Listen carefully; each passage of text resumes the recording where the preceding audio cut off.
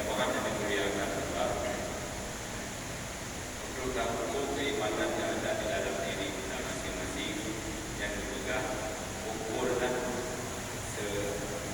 kemampuan saja, kesanggupan saja dalam melaksanakan perintah dan menjauhi larangan Allah. Semakin mampu dan semakin bersemangat kita di dalam melaksanakan semua yang Allah pintakan, maka semakin tinggi dan kadar keimanan yang ada di dalam diri kita.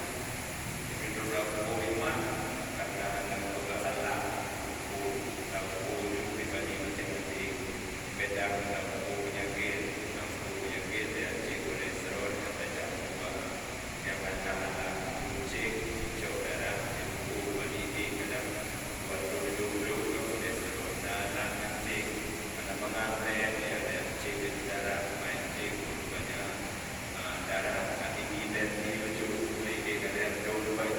Jadi naklah cek kita mengukur keimanan, mengukur penyakit batin yang berguna.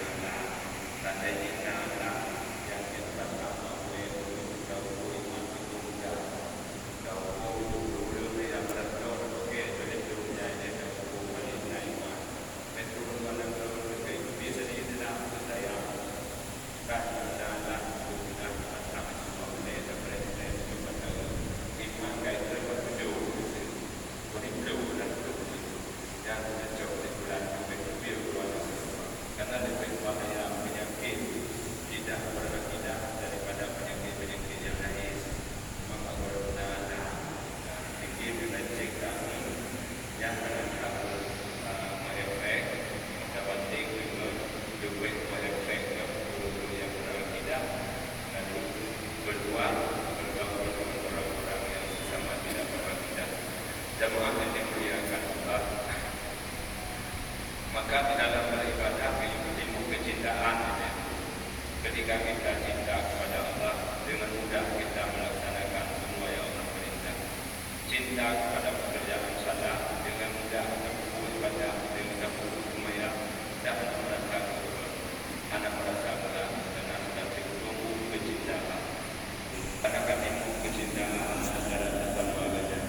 Sebab yang anak ilmu kecintaan, kadang-kadang juga gara-gara pada minum minum putih, gara-gara undang-undang putih yang ada nanti kadang-kadang kami jawab boleh karena ada minum kecintaan.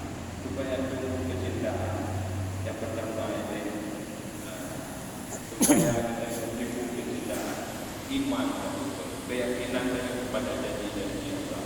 Di antara janji Allah itu nafsir yang akan bermaut setiap yang melakukan